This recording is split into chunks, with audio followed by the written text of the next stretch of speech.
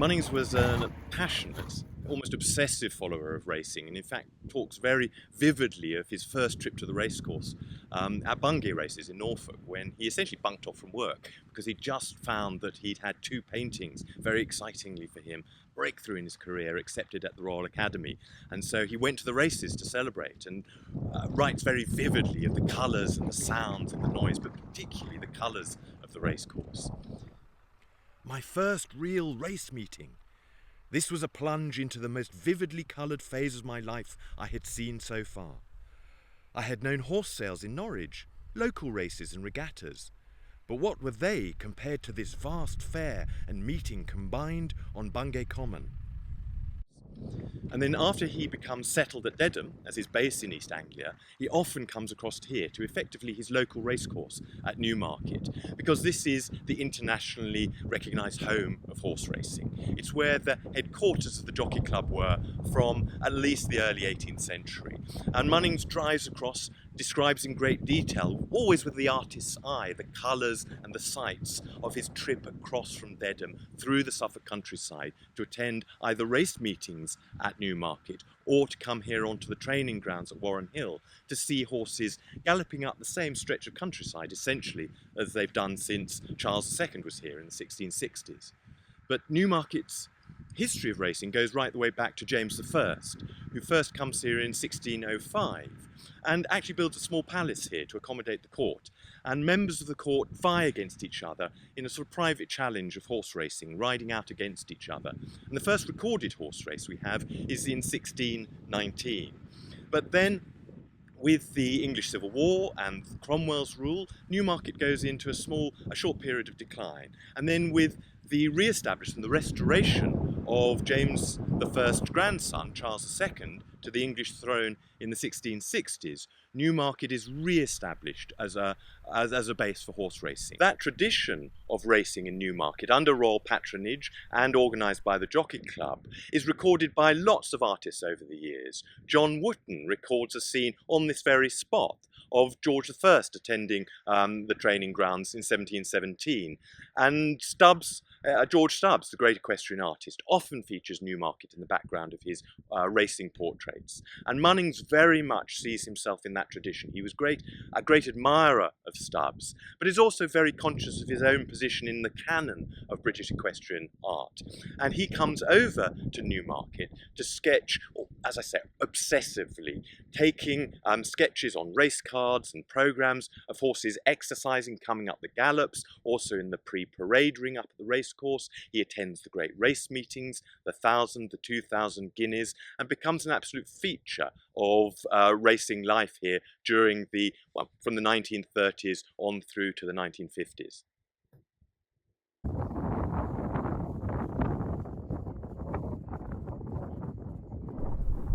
In the late 1940s, towards the end of his career, Munnings was provided with a studio on Newmarket Heath by the Jockey Club, one of the old so-called rubbing houses in which he could store canvases and which he could use as a base during race meetings.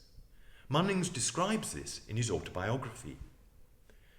Leaving the interminable queues of cars and charabancs, taking byways to a track at the top end of the heath, we stopped at a solitary building known as the Old Rubbing House, not far from the end of Devil's Dyke.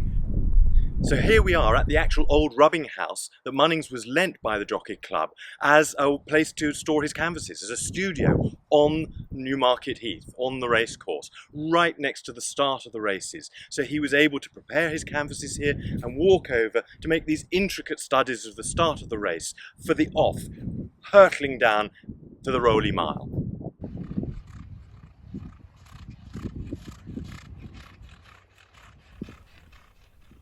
Here we are in the galleries at the National Horseracing Museum at Palace House in Newmarket, the last remaining element that survives of that sporting palace of Charles II, where we find a number of paintings by Munnings of the start of the race.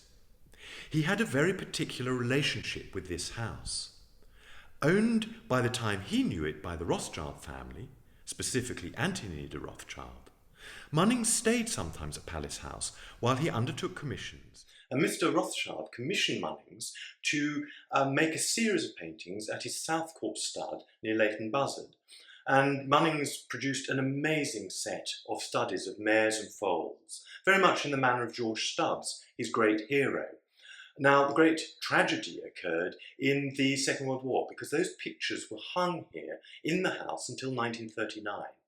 Palace House was then used to accommodate refugees from the Second World War, and the paintings were packed up and put into storage in Christie's in London. Ironically, Christie's took a direct hit, and the entire collection were wiped out in a single night's bombing.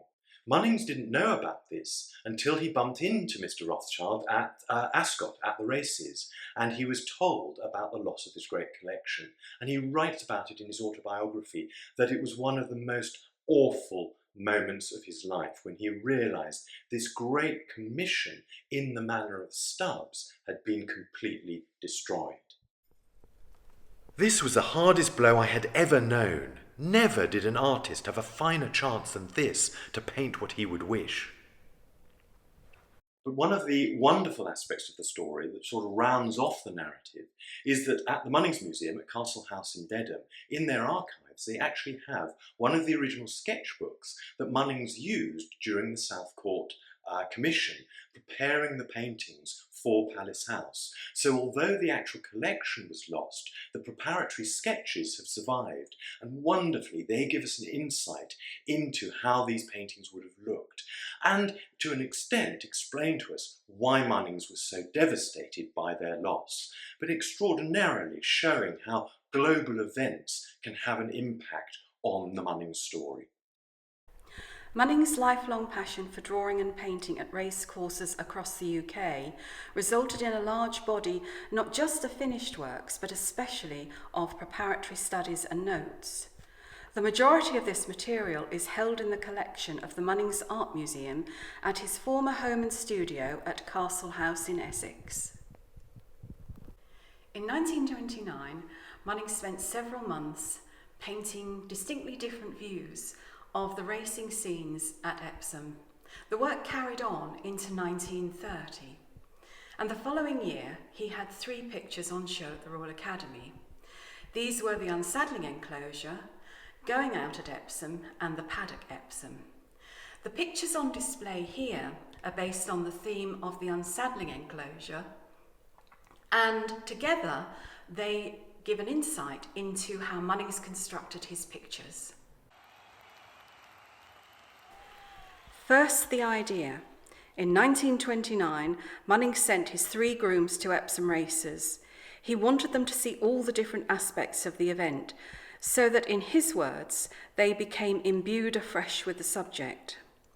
He wanted them to see the jockeys mounting and racing, the unsaddling enclosure, and to sense the atmosphere and excitement.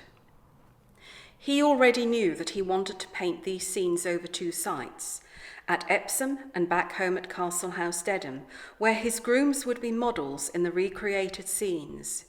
He thought if they understood better what he wanted to paint, they would take fresh interest in being involved. Ultimately, this would show in their demeanour when posing. Munnings was able to paint privately at Epsom after the racing was completed. It's likely that he had the opportunity because of his success and reputation as a painter of racehorses. He arranged for some horses and lads from a local trainer to be sent along for his initial studies. Munnings would make copious studies in small sketchbooks and on whatever came to hand, such as scraps of paper and race cards. Ideas from these were developed into oil studies of varying sizes. He would also concentrate on a particular motif in isolation. For example, the architecture of the stands. Here, all other content has been stripped out, the focus solely on the structure, capturing the angled lines of the stands, stairway and rails, which will provide the backdrop to the key protagonists of the winning horse and its jockey.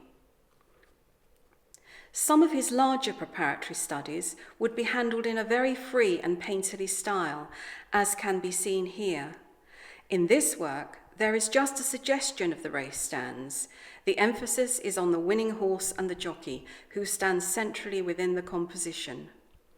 Munnings' bold brushwork has laid in the initial highlights on the horse, and impasto brushstrokes are particularly evident on the jockey's yellow silks.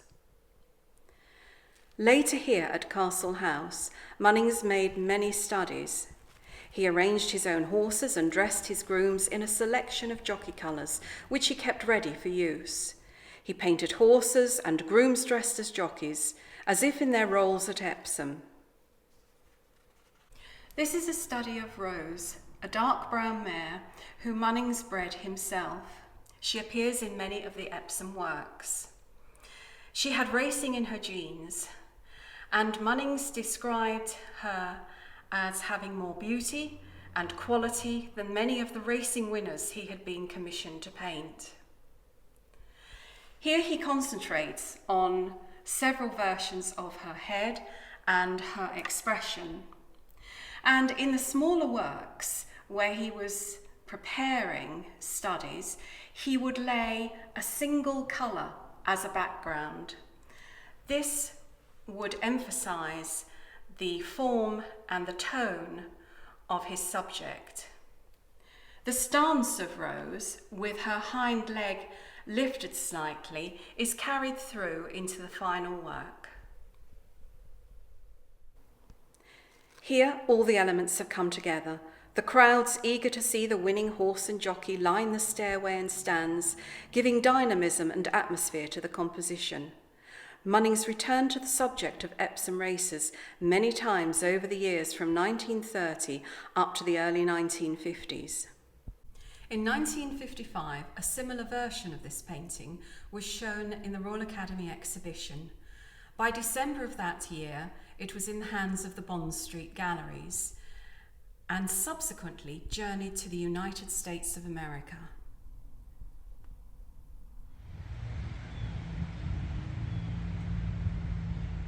Hello and welcome to the National Sporting Library Museum here in the United States. Our mission is to preserve, promote, and share the literature, art, and culture of equestrian, angling, and other field sports, as well as to advocate for the preservation of the open space and waterways integral to these pursuits. Located in Middleburg, Virginia, we are just 60 miles west of Washington, D.C., in the heart of horse and hunt country, steeped in history. Here we are in the historic wing of the museum, originally a house built in 1804. It overlooks the town that has its origins in being the halfway point between the colonial cities of Alexandria to the east and Winchester to the west, even before Washington, D.C. became the capital of this country. Horse racing and thoroughbred breeding are a cornerstone of the region, dating back to the 17th century colonization of the U.S. and British rule before the Revolutionary War. Interestingly, in the 20th century, an influx of northern horsemen established horse farms, invigorating the racing industry. Not surprisingly, Sir Alfred Munnings' rise as a sporting artist in Britain soon gained him international popularity among these equestrians. Many were also discerning art collectors drawn to his painterly style, bold palette, and masterful use of light, as well as his faithfulness to anatomical accuracy. Munnings only traveled to the U.S. once in 1924 for 6 months, during which time he painted several American luminaries of the equestrian world. Several years later, in 1933, the artist was commissioned by Paul Mellon, who was the son of American financier and industrialist Andrew W. Mellon, for a portrait of himself on his hunt to Dublin. The younger Mellon was living in England after graduating from Clare College.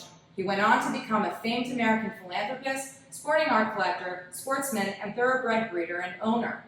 Mellon moved to Virginia, just 8 miles outside of the town of Middleburg, to Oak Spring Farm in Upperville and began Rokeby Stables. There, he developed his renowned thoroughbred breeding program, which produced numerous American, European, and British race winners, including the champion Mill Reef, who famously won the Epsom Derby, the Cliff Stakes, King George VI, and Queen Elizabeth Stakes, and the Prix de l'Arc de Triomphe, all in 1971. Not surprisingly, Mellon collected works by Munnings at both Epsom and Newmarket. In 1966, he founded the Yale Center for British Art in Connecticut as a comprehensive institution that is freely and publicly accessible. He would donate his portrait there with the numerous other Munnings works, including this pencil sketch, yet another view of the stance at Epsom.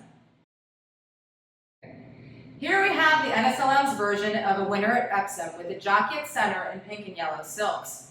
It is unknown if it is the version that was in the 1955 Royal Academy exhibition prior to being purchased from Wildenstein Company in New York in 1956 for the Los Angeles Turf Club by Dr. Charles Henry Strub. He was the founder and owner of the Santa Anita Park Racetrack in California, and it was in their collection until 1998.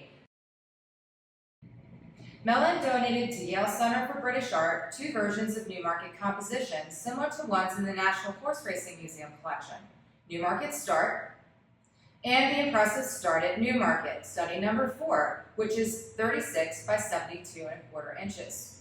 Over the mantle in the NSLM's collection, we see yet another version of the scene, titled under Starter's Order Newmarket. It was first in the British collection, and then was acquired by Mrs. C. Oliver Island, an heiress and American thoroughbred racehorse owner, before she died in 1970.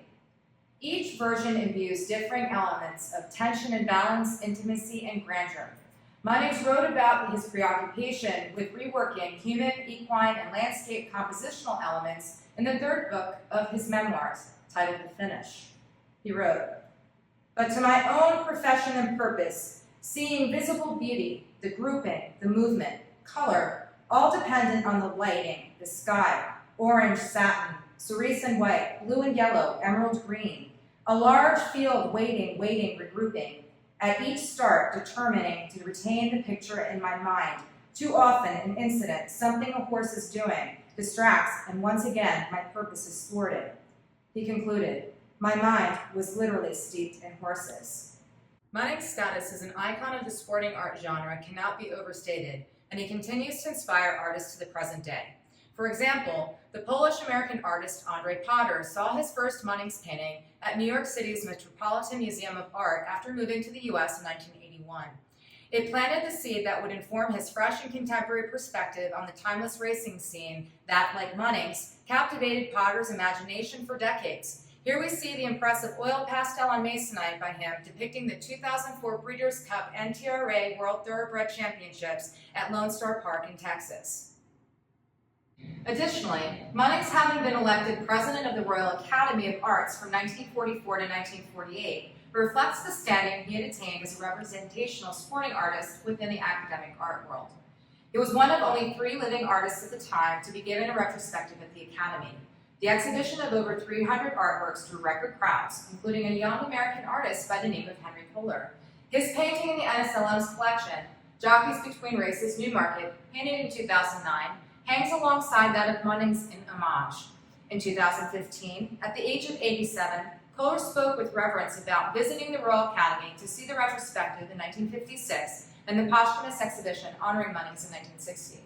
So with this composition, we come full circle back to Newmarket, the origin of racing, and the sport of kings that has captured our imagination for almost 4 centuries, connecting us through the ages, and the inspiration of generations of artists across the globe through to today.